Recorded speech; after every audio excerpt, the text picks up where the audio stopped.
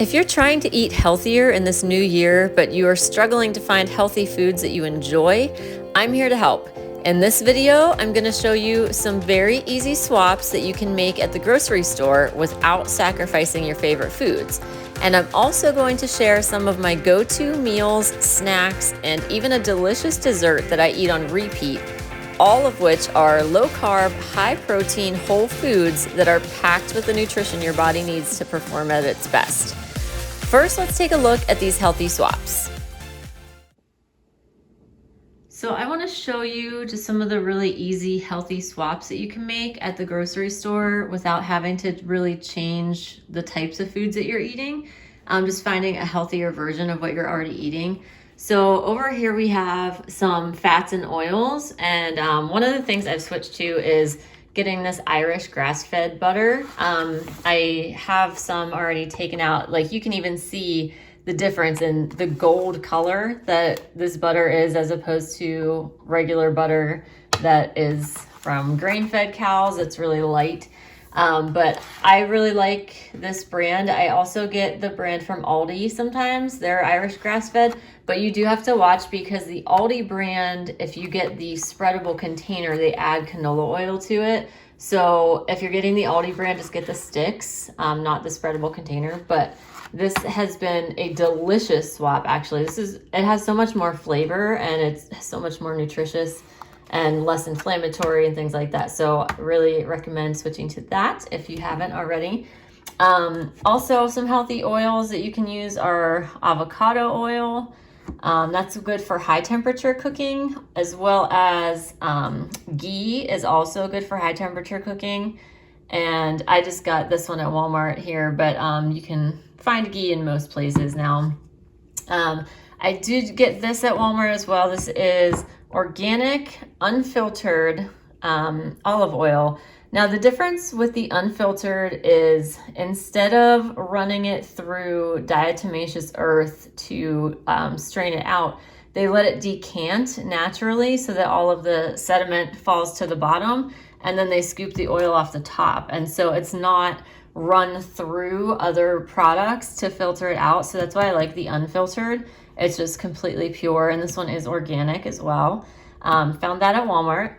I also save my bacon grease, and I'll just stick this in the freezer in a mason jar until we're ready to use it again. That can be a very healthy swap if you're buying the right kind of bacon. The kind that I buy, now this is turkey bacon. I do get pork bacon from this company as well, but this Never Any brand, this is found at Aldi. Every single meat that I've tried from this brand has been delicious, and it's also very clean. They have clean ingredients, and it is recommended by a lot of top health professionals in the world. And so I really try to stick to, if I am buying meat from the store, I try to get the Never Any brand whenever I can. Now, as far as like beef and chicken and things like that, our neighbor raises beef, so we buy from them, and we raise our own chickens. But if I am buying meat from the store, it's definitely Never Any. So then also another good option is organic coconut oil. And this, I believe you can use this for relatively high temperatures as well. I'd have to double check on that. But this, I mean, if you look at the ingredients, it's literally just organic coconut oil. That's it. So there's nothing else added. It's a healthy fat. Now, me personally, I can't tolerate avocados or coconut. That's just how my body reacts. It does not like those. So I stick with my bacon grease. My olive oil would be for like low temperature cooking or just dressings and things like that. If I have to do high temperature cooking, I'll go with the ghee. Another low temperature cooking option would be the butter too. I do use that for like eggs and stuff. But going along the lines with other dairy products, this is also found at Aldi. This is Irish grass-fed cheddar cheese. And so when you're buying dairy products, you really, really want to try to stick with grass-fed. There's just so many, don't get me started on grain-fed animals. Okay, we'll save that for another video. But grass-fed is definitely way, way better for your system. So I found this at Aldi and I really enjoy it. I do feel like it needs a little bit of flavor, so I usually end up adding a little bit of salt to it. But the ingredients are very clean again. pasteurized cow's milk, salt, starter cultures, rennet. That's it. So I eat a lot of this. I also eat a lot of this plain goat cheese. This is also from Aldi, and again, very clean ingredients. This is unsweetened, unflavored. It's just pasteurized goat's milk, salt, cheese cultures, and enzymes. And I do try to stay away from sugar. I have recently overcome Lyme disease, but in order to get over the Lyme disease, I had to cut all of the sugar out of my diet. And while we're talking about sugar, I'll just jump over to that ingredient. But I had to cut all the sugar out of my diet and eat very low carb, high fat. And I was able to get rid of the Lyme disease with the help of my holistic doctor and some supplements she gave me and things like that. So I am good, clean bill of health, everything is gone. But I do still try to stay away from sugar just because of how much better I feel when I don't eat it. and sugar really does wreak havoc in your system for anybody. But this is my sweetener of choice. This is organic stevia. There is nothing added to it. This one does not have erythritol in it. This is not a one-to-one substitute for sugar. This is a very fine powder. You only need to use a teeny tiny little bit, and it comes with a little scoop. But like a bag this size, and I get this from Amazon, I can link it for you. But seriously, a bag this size would last me like over a year. Okay, so when you see the price, if you think like, oh, for that little amount, it's, you know, and it's not really that expensive to begin with, but compared to like regular sugar in the same quantity, as far as like the same weight, like this is 4 ounces. If you were buying 4 ounces of sugar, that would be an exorbitant price to pay. But like I said, this is enough to get you through like over a year if you're using it regularly. So it is not the same as one-to-one sugar. You just use a teeny tiny bit. But I really like stevia. I use it in everything because I still like my sweets. Even though I eat no sugar, I like my sweet things. So definitely recommend that. I also have switched to organic milk. At least for myself, this is the only one that I can tolerate so far. I was actually off of dairy for decades. I had bad reactions to it. I was allergic to it. Thought I always would be, till my awesome doctor, got my gut healed and got things figured out. And there's still some progress to be made, but I can eat a lot more things than I used to be able to eat. And one of the things I've been able to add back in is organic grass-fed milk. Again, this is pasture raised. I like this brand. There were other brands at the store too. This one was a little bit less money for the organic compared to the other brands. So I tried that first, got it tested at my doctor's, and I got the all clear. It is good, it does not harm me, so I am so excited about that. I also use this goat milk, and this is available at my local Walmart. If you can't find it at yours, they do sell it online. I know that you can get it from Azure Standard. You can also get it in powdered form if you prefer that, so you can just mix it up yourself. And I think, I can't remember if Thrive Market might have it or not. I don't have an account with Thrive Market, but it might be on there. But anyways, if you guys have trouble finding any of these products, leave me a comment below, and I will try to figure out where you can get them in your area for you, okay? But anyways, the goat milk I use just as regular milk when I'm making like oatmeal or cooking or whatever. But one of the things I love to do with this goat milk is make ice cream out of it. And if you have never had goat milk, it's a little bit thicker. I'm not sure. Let's check the fat. This is 7 grams of fat in 1 cup, and regular milk is 8 grams of fat in 1 cup. Oh, so it's actually lower in fat. That surprises me because it's actually thicker. It's like a thicker consistency. I thought it would be higher in fat. But anyways, I like to use this to make ice cream because it is thicker than the regular milk and a little bit creamier. Now, I don't add sugar to mine. And you know what? I think I'm going to actually show you a little bit later on in this video how I make ice cream. So just sit tight. We'll go over that later. But that's my favorite thing to do with this goat milk other than eat oatmeal. But another thing that I've switched to is the unflavored gelatin. So I try to stay away from food coloring. I try to stay away from artificial flavors and things like that. This is just pure unflavored gelatin, nothing crazy added to it. Where are the ingredients? Yeah, one ingredient, just gelatin. That's it. I don't know if the camera will focus. There you go. Yep, one ingredient.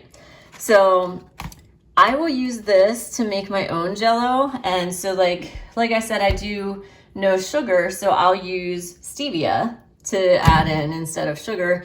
And then I'll just use like fruit juices from whatever fruits I have on hand. I grow a lot of fruit in my garden, so sometimes I'll just juice that and make some Jell-O out of that. So that is a good alternative as well. I also buy raw organic nuts. So I have pecans. These I got from Azure Standard, and I bought like I think a 5-pound bag or something. So I just keep them in my freezer until I'm ready to use them. And then I've also gotten now I'm from Western Pennsylvania. We have a store called Giant Eagle. I don't know how far that spreads. So this Nature's Basket, this is a Giant Eagle brand. So if you can't get it there, like I said, Azure Standard has raw organic nuts, like all types of them that you can buy in bulk for a really good price. And so I had already bought these before I discovered that. So I'm going to be switching over to Azure from now on because it's a lot cheaper than buying them at Giant Eagle. But pecans, walnuts, I also get these cashews. And again, I might switch over to Azure for these as well. I have to double check the prices and see what has a better price. But these cashews I got from Aldi. So if you're someone who's like, you want to eat healthier, but you know you get snacky and you're busy and you're always on the go, I literally always have a bag of these cashews in my purse everywhere I go. So if I get hungry when I'm out, I just grab some cashews. I don't have to stop for, something unhealthy, which I wouldn't be able to eat anyway. But in my life, I only eat whole foods at this point in my life. But if you're someone who's like, you get hungry on the road and you find yourself stopping for fast food because you're not going to make it home, I always keep these in my purse. So keep something healthy like this. And, if you're passing an Aldi, you can run in and grab them and just eat them right then and there instead of stopping for fast food. But these are delicious. I do have a recipe of making cashew milk out of these, and I can link the video that I have that recipe in so that you guys can see that. But I do make like vanilla cashew milk. I can make chocolate cashew milk, things like that, where it's very, very clean ingredients, because the ones that you buy at the store have like all kinds of gums and stuff added to them. So I prefer to make that stuff myself. If you haven't picked up on the trend here, I try to do minimal ingredients and natural ingredients. So I don't like to buy store-bought versions of things that I can make myself really easily that don't have all the extra junk added to them. So that's kind of my MO. But this is another thing I eat almost every single day. This is organic sun butter. Now this, I used to buy at Giant Eagle, but it was like $11 or $12 a jar. It was kind of like really expensive. But I did find it for a much better price on Walmart.com and Amazon.com. So just depending on, like who I'm ordering from at the time, if I need a couple more dollars to get free shipping or whatever, I'll use one or the other. But I've ordered it from both. The price is very similar. I want to say it's somewhere around like $7 a jar, maybe like $6 or $7 a jar. You can get it in a 6-pack. And so that's what I generally do because I go through so much of this. But one of the things I like to use it for is dipping baby carrots into it as a snack. And it's really delicious. And again, this is organic. It's literally one ingredient, organic roasted sunflower seeds. That's it. So I do add a little bit of salt to this sometimes when I'm dipping my carrots in it, just for a little extra flavor. But this is a really healthy fat. Sunflower seeds are so good for you. There's so many good nutrients in them. So I do eat this like almost every single day. This is something I don't personally eat, but my kids and my husband love it. This is purely Elizabeth brand granola. They devour this stuff. They like to put it in their Greek yogurt parfaits, things like that. But again, this just has really clean ingredients. Now it does have sugar, but I believe most of the sugar is from coconut sugar, which is a little bit better for you. There is a little bit of cane sugar in there, but it's organic, and so just really healthy ingredients in there. So when my kids, they like cereal a lot, but like if you've ever looked at the ingredients in cereal boxes, it just makes you want to cry sometimes. You're like, what are they putting in here? So this is a really great alternative if your kids like that kind of thing. They said it tastes great. They love it. So I do recommend that one. And then the last thing, because we already looked at this bacon here. Yeah, this is, like I said, this is turkey bacon, but I do get the pork bacon more often than the turkey bacon. They're both good. I would say if you're doing turkey bacon, you do need to add a little bit of fat to your pan or it'll just stick to your pan because there's like zero fat in this when you try to fry it up. I learned that the hard way. But it is very delicious. I like it a lot. Then the last thing I have out here to show you guys are these Element drinks. Now this is not sponsored by Element, but I just like to show you what I actually use. So for me personally, I like the unflavored ones the best, all that is in it. Let me find the ingredients here. Where's the ingredients? Oh, right up there, okay. So I don't know if you can read that, there we go. Ingredients, salt, magnesium, and potassium. That's it. There is literally nothing else in here. So I like the unflavored one. Again, I like minimal ingredients in my foods.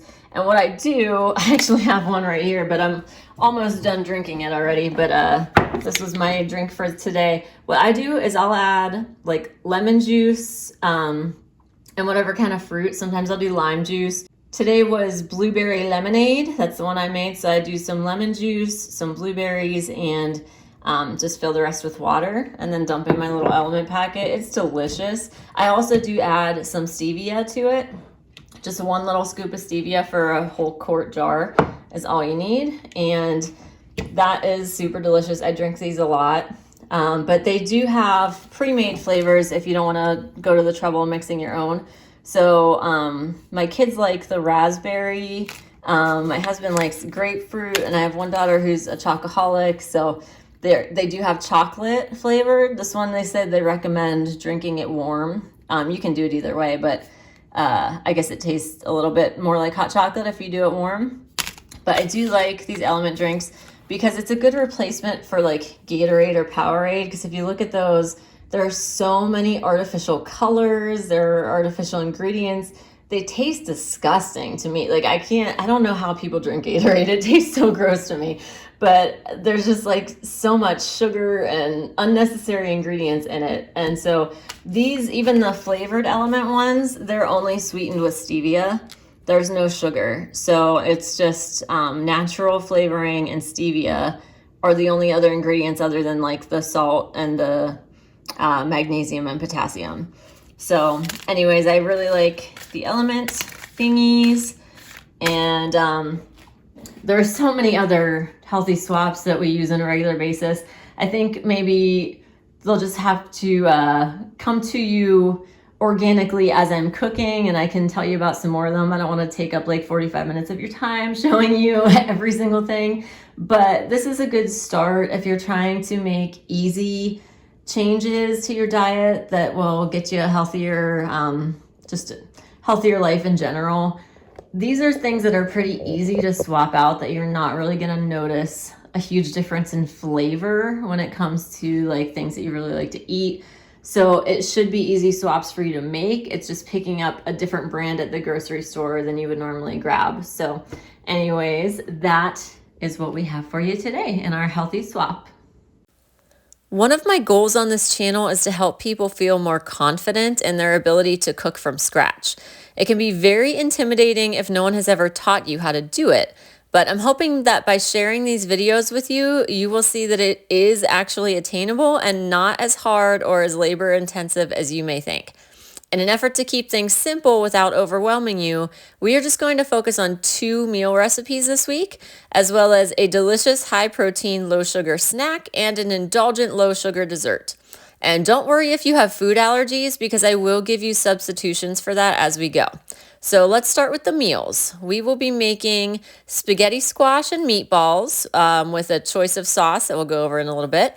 And we're also going to make butternut squash with ground beef and goat cheese. And again, I'll give you substitutions if you can't do dairy. Now, as you can see, both of these recipes include winter squash. And I will try as much as possible on this channel to give you recipes for the fruits and veggies that are currently in season, because that will not only lower your grocery bill, but will also ensure that the produce that you eat is at its freshest. Now, the first thing we're going to do is roast the squash.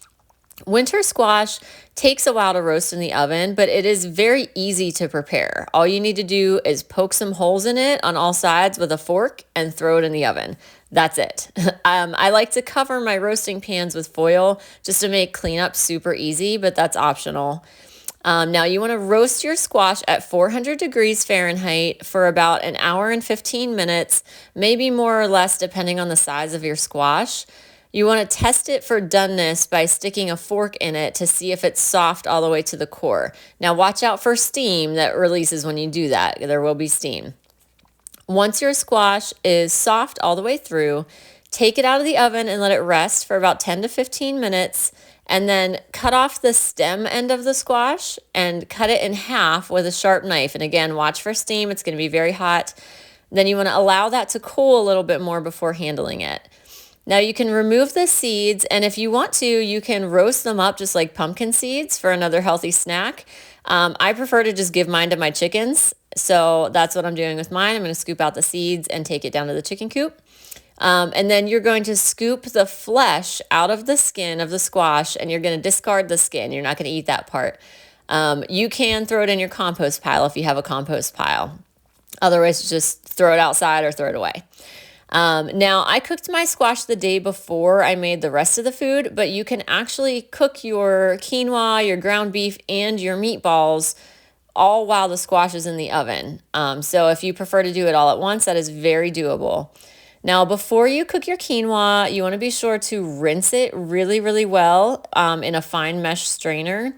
This is going to remove any bitter aftertaste that you may have otherwise experienced. So a standard strainer is not going to work for this. The quinoa is too small and it will fall through the holes. So it has to be a fine mesh strainer. If you're looking for one, I can link my favorites down below for you if you're looking for a recommendation. Now, I like to cook my quinoa in broth, in bone broth, instead of water, just to make it even more nutritious. Now, bone broth has so many health benefits. It provides your body with protein, collagen, and calcium, and it actually helps to heal your gut from the inside out. So I try to cook all of my grains in bone broth whenever possible. Now, I make my own bone broth, but if you are buying yours from the store, just try to find one with minimal ingredients and buy an organic one if you can. Now, there will be directions on your package of quinoa that tell you how to cook it, but it's cooked the same way as rice. So you just add twice as much liquid as you do grain, bring it to a boil, then turn it down to low, cover it with a lid, and let it simmer 15 minutes. Then you're going to turn the heat off and let it stand for 5 more minutes before removing the lid. I'm using 1 cup of dry quinoa and 2 cups of bone broth because I want to have leftover quinoa for other things, but you're only going to need about half that much to make the meatballs that we're going to make. Now, while your quinoa is simmering, you can brown your ground beef, and I find that I don't need to add any additional fat or oil to my beef, but if yours is sticking to your pan, you can use some avocado oil or bacon fat or something like that if you need to unstick it from the pan. Now, you could also substitute a different type of ground meat if you don't eat beef or you don't have any on hand. But I just go simple with my seasonings and I only add salt and pepper to the beef. That's it. Now, once your beef is cooked through, you should still have time to mix up your meatballs before your squash finishes roasting. I use ground pork for this recipe, but again, you can use any meat you want. You want to use beef, turkey, chicken, sausage, venison, whatever meat you prefer. That'll work. And I like to use the Never Any brand of meat that I talked about earlier in the video, which I get from Aldi. So I'm using the Never Any pork, and to make about 35 to 40 meatballs that are about 1 tablespoon each, I use 2 pounds of ground pork, 1 egg, and I add 1 1/4 cups of cooked quinoa. And then I like to just season it with salt, pepper, and oregano. That's all I put on it, but you can use any seasonings you like. You could do onion powder, garlic powder, Italian seasoning, anything like that. Whatever you like in your meatballs is fine. Now, I usually don't measure my seasonings. I'm more of a measure with my heart type of a person, but as a general rule of thumb, you want to start with about a 1/2 teaspoon of salt per pound of meat. And then you can always sprinkle on some additional salt at the table if you find that it needs more seasoning. Same with like your Italian seasonings or onions or garlic or whatever. If you find it too bland, you can always add more at the table if you need to. And then just make yourself a note so the next time you make it, you can add more while you're actually mixing up the meat. But remember, once you put it in, you can't take it out. So when you're trying to figure out what your taste buds like, just start small and you can always add more. Now, a lot of cooking from scratch is trial and error, but with some practice, you'll be able to eyeball your measurements just like I do without having to dirty your measuring spoons. I used a tablespoon scoop to make uniform size meatballs and then plopped them onto parchment lined baking sheets and rolled them all into balls. Now these I baked also at 400 degrees, same as the squash, for about 18 minutes or so. And I used a food thermometer to make sure they were cooked all the way through. I can link a good food thermometer for you down below that I really like if you're looking for a recommendation on that. And since the meatballs cook at the same temperature as the squash, they can go in there right along with the squash if you want to do it that way. If not, you can cook them up pretty quickly after you take the squash out of the oven while you're waiting for the squash to cool down. You can get your meatballs cooked then too. Now, it's time to put all of these ingredients together into a delicious meal. So I like to combine the butternut squash with ground beef and goat cheese. And remember, you haven't seasoned the squash at all. We didn't put anything on it before, so make sure you add a little salt and pepper or whatever kind of seasonings you want on your squash before you mix it into the other ingredients. But a lot of times I will add like peas or green beans to this dish as well, which is also delicious. If you can't do goat cheese, you can actually use the squash itself as kind of a sauce if you mash it up into like a sauce texture. And then sometimes if I do that, I'll add some quinoa in just to give it a little bit more texture for eating. And I'll use the butternut squash as the sauce, like I said. So I'll have the quinoa, the ground beef, maybe some green beans or peas, and then the butternut squash mixed in there. Now for our other meal, I like to dress up the spaghetti squash just like it's a regular spaghetti dinner. So again, remember to season your squash itself. And again, I just use salt and pepper for this. But I'm topping my spaghetti squash with some meatballs, a roasted red pepper sauce that I actually had made last summer and it was in my freezer. And I'm going to put a little shredded cheese on the top of mine. Again, if you can't do dairy, just leave off the cheese. You can use your favorite spaghetti sauce for this, or if you have a jarred roasted red pepper sauce that you like, you can do that to make life easier. But if you would like me to make a video in the future to show you how I make my roasted red pepper sauce, just leave me a comment down below to let me know. But like I said, after making the sauce last summer, I froze it in a silicone muffin pan to get these little single serving frozen discs and then transferred them to a Ziploc bag to store them in the freezer. And that's one of my best tips for cooking from scratch.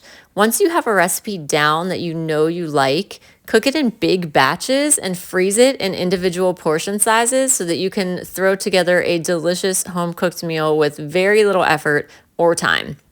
And it makes the whole process so much less overwhelming. But for now, go ahead and use whatever sauce you prefer. Like I said, I'm going to top mine with some shredded cheese. If you don't do dairy, like I said, skip the cheese. But I'm going to sprinkle some of that grass-fed Irish cheddar cheese that I showed you earlier in my video onto my meatballs.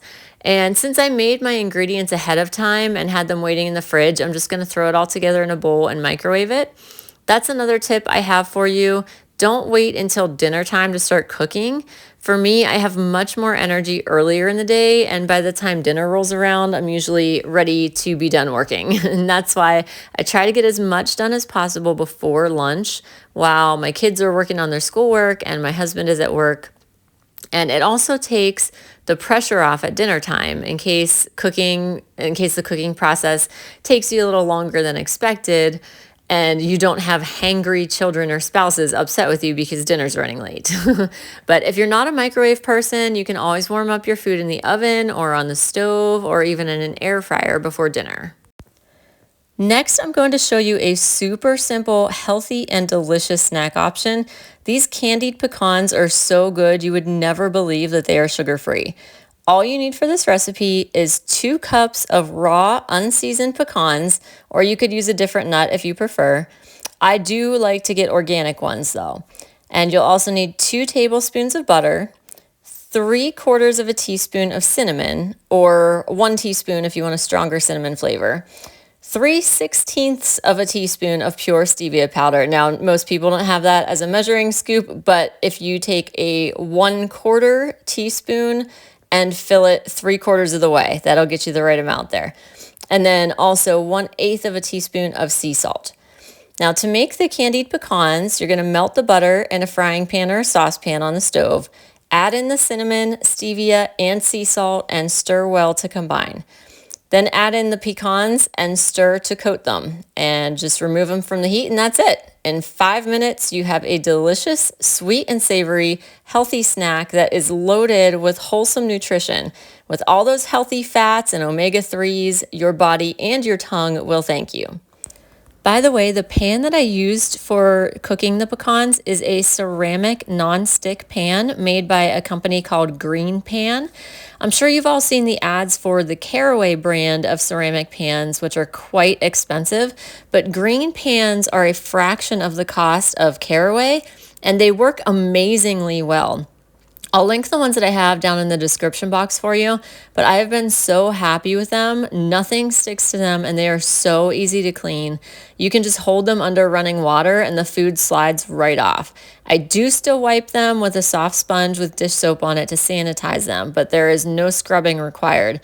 One disclaimer though, and this goes for any ceramic nonstick pan, do not use these for high heat cooking. These are for low to medium heat cooking only. Using high heat on these pans will ruin the nonstick finish, but I use these pans almost every single day and I've had them for years and they are still going strong.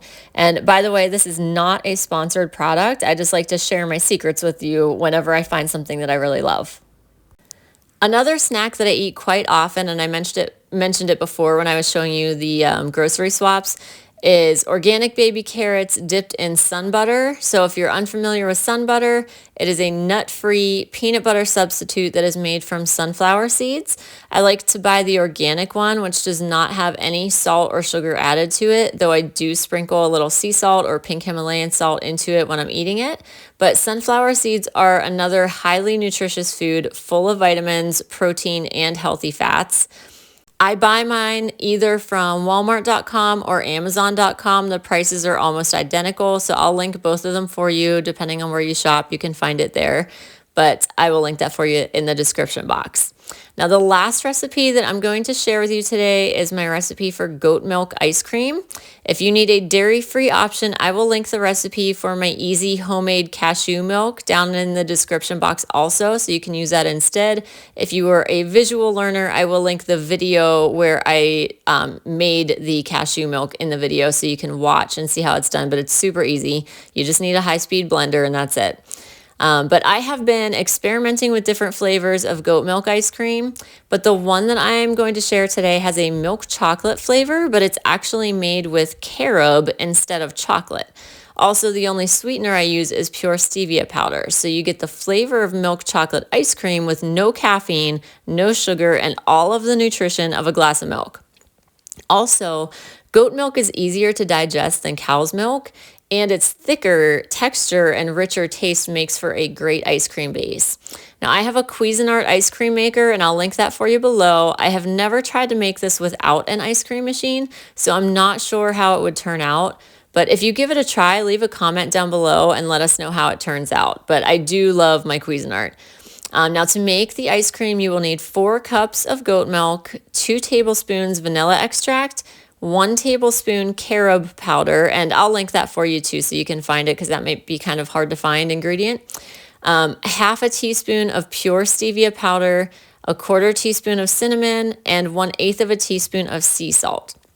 You're going to whisk all of these ingredients together in a bowl, start the ice cream machine, and pour the liquid into the machine. Cover with the lid and sit back and relax while your deliciously satisfying dessert churns itself to perfection. Now, side note, this recipe will give you a slightly more icy texture as opposed to the super creamy texture you might be used to from recipes that use heavy cream. But if you are looking for a thicker, creamier ice cream, you can use goat milk powder and add less water than what it calls for to rehydrate it. So I'm still working out the exact ratios of doing it that way, but once I perfect it, I will definitely post that recipe as well. Now, if you haven't worked with carob before, it's a chocolate substitute that is caffeine free. But the thing you need to know about carob is that it won't taste like chocolate unless you add a little bit of cinnamon to it. I found this out by accident while I was experimenting with different ice cream flavors, and then I confirmed it by checking the ingredients list on a bag of carob chips, and wouldn't you know it, they contain cinnamon. So there are a lot of things like this that I have learned over many years of trial and error, and I am very passionate about sharing that knowledge with others. I remember how hard and overwhelming it was when I was first diagnosed with food allergies decades ago. And I maintain a strong desire to help people who may be facing something similar, whether you have food allergies or you're on a special diet for other medical reasons, or you're just trying to become a healthier version of yourself. I hope that you will find this channel to be a helpful resource in your journey. I absolutely love helping people to find recipes that fit into challenging diets. So if you are having trouble finding the right foods for your body or your diet, please reach out to me in the comments and I will do my best to include recipes in my future videos that not only fit into your diet, but actually taste good. And you can lean on my over 20 years of experience in this area before you buy a bunch of expensive ingredients that you end up throwing away because they taste like cardboard. Let me know what your limitations are in the comments, and I will do my absolute best to help you find delicious foods that will keep you on track. So I just want to thank you guys so much for watching this video. I hope it's helpful to you. Again, leave me comments to let me know how I can be more helpful if you're on a restricted diet. But I will see you in my next video. God bless, guys.